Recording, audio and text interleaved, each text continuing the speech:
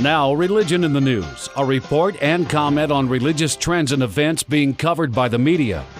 This week's item is from Oprah.com, January 30th, 2008, with the headline, Oprah chooses a new earth as her new book club selection.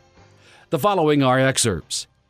Being able to share this material with you is a gift and part of the fulfillment of my life's purpose, Oprah Winfrey said on Wednesday, January 30th, 2008, as she revealed the 61st Oprah's Book Club selection, A New Earth by Eckhart Tolle. She added, "It was an awakening for me that I want for you, too." For the first time ever, readers around the world will be able to participate in a free, live, interactive classroom discussion led by Winfrey and Tolle. Each weekly class, 10 altogether, will correspond to a chapter from A New Earth, with a discussion focusing on the chapter's themes. Published in 2005, A New Earth encourages a collective sense of commitment to changing the way we live for people who want to make a difference. With the knowledge that we live in a time desperate for global change, the book by renowned spiritual teacher Eckhart Tolle answers the question, what can one person do to enact that change?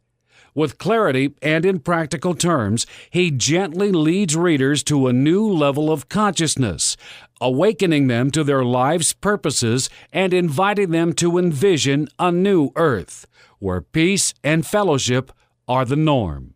Dave, here we have Oprah Winfrey involved in the promotion of a book. When she called it an awakening for me that I want for you too, and the people responded. The book sold about 3.5 million copies right away. It's right at the top of the list in places like Walmart, Target, and so on. So it's amazing the influence that this woman has. Now, what about Eckhart Tolle? Well, he's German. He has a philosopher, but really he's a New Ager. His philosophy is Hinduism, a little Buddhism, and positive mental attitude kinds of stuff. But I want to go through and have you respond to some of the things that are being said about this book. Again, it calls him a renowned spiritual teacher. And he answers questions that he's gently leading readers to a new level of consciousness. Let's start with that, Dave. Is that possible? Well, Tom, we've heard this sort of thing in the New Age movement. We heard it from the druggies.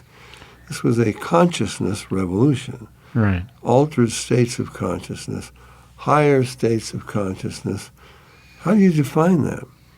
I can tell you that no psychologist, no scientist, no neurologist can define states of consciousness, a new level of consciousness. What does that mean?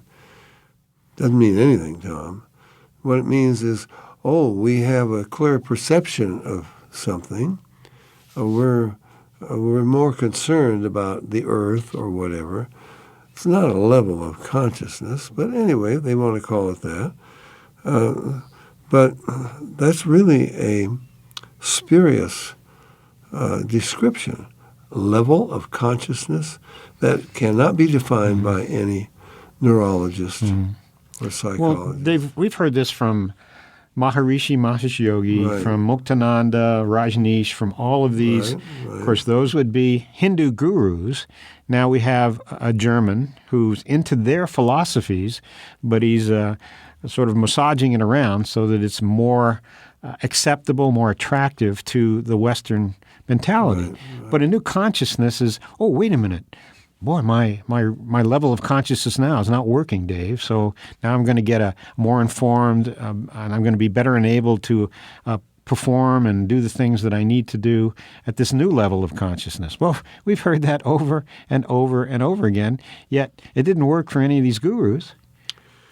Well, the drug movement was a consciousness revolution. Mm-hmm. They talked about altered states of consciousness, ASC, but we've discussed that before, scientifically. Altered state under drugs or meditation, that loosens the normal connection between you and your brain, allows another spirit to interpose itself, tick off the neurons in the brain, create a universe of illusion. That's where the psychedelic adventures come from and so forth. So it's a delusion. Now, if you're talking, how did it work out, Dave, for these guys, Timothy Leary and so on? What did it prove? What value was in it? Well, it destroyed their lives, if you want to say that. Well, it did. Absolutely. Now, look what he's offering here. He's going to awaken us to life's purpose. This is going to give us a vision, envision a new earth where peace and fellowship are the norm. This is pie in the sky through grand delusion, I think. Tom, if we're talking about our life's purpose, that's a rational concept. It's not a state of consciousness, whatever that may mean. This is something that I've got to understand. I've got to think about it. But consciousness, state of consciousness, no. Well, Dave, let's pull it back to what Eckhart Tolle is about. He is a Buddhist, a Hindu. He doesn't believe in a creator God. Right. So how can you have purpose? How can you have peace and fellowship when you don't have a creator God who created man in his own image? That we would have purpose and meaning and those things. He's throwing him out.